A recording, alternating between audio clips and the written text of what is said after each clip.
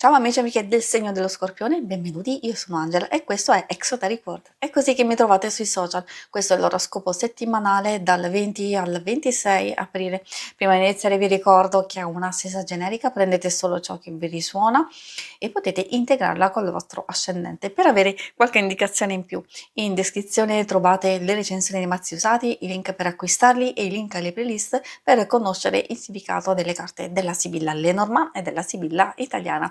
Vi invito a iscrivervi e abbonarvi al mio canale per sostenere il mio lavoro. Vi ringrazio moltissimo se lo farete o lo avete già fatto. E adesso iniziamo andando a vedere prima di tutto le vostre energie a livello generale, poi vedremo i segni zodiacali da attenzionare, l'amore, il lavoro e le finanze.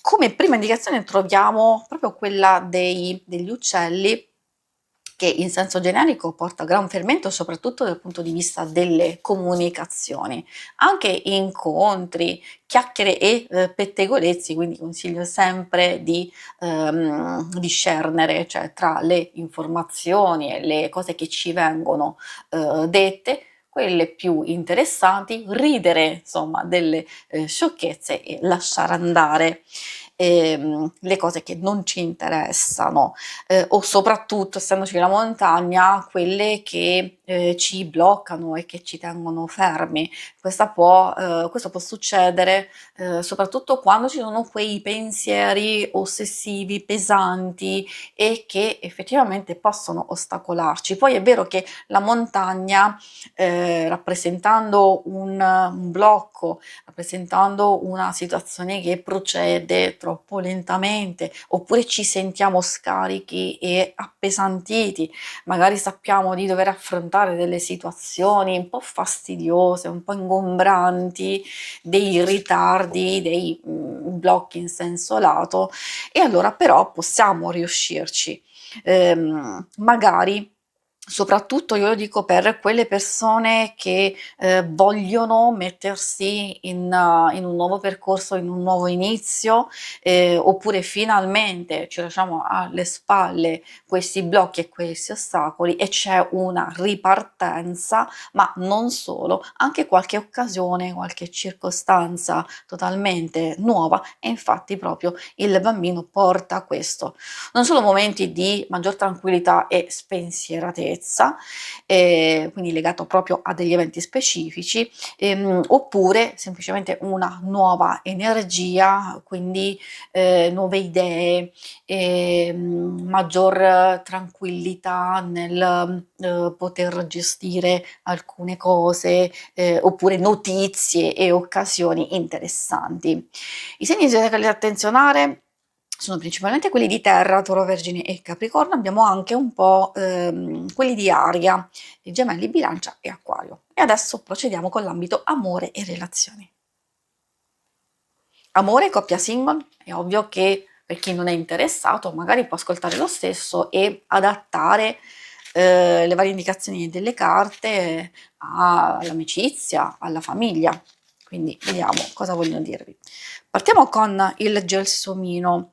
Il gelsomino parla di dolcezza, ci parla anche di conquista, di poter sfoderare le nostre migliori capacità per anche ottenere o migliorare delle situazioni. Se vedete che c'è un po' di tensione oppure l'altra persona ha bisogno di un certo tipo di comprensione, di cura, di attenzione, allora magari sapete come intervenire.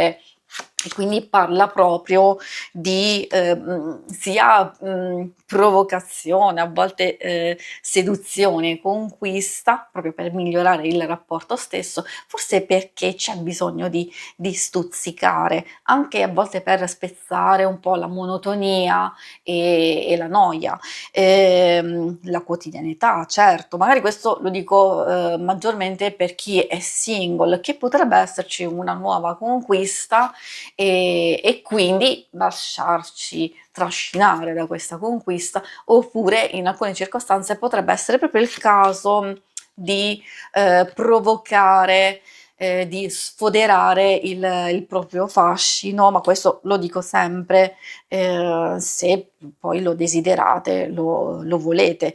E troviamo girasole e l'aquilegia, quindi direi che è una settimana abbastanza positiva e principalmente molto interessante dal punto di vista relazionale, sentimentale, intendo anche strettamente personale, di amicizia e di famiglia, dove è vero c'è gran fermento, dove magari ci sono delle cose di passaggio che però verranno immediatamente risolte. E infatti splende il sole, la chiarezza, ci sono anche delle situazioni proprio belle, positive, abbiamo visto degli eventi di divertimento. Per i single che cosa vogliono dire? Che alcune cose, ovviamente ripeto, la conquista, il desiderio, quindi può essere anche un nuovo coinvolgimento, forse rivedere qualcuno, cioè se state già frequentando una persona è una cosa che sta procedendo e procederà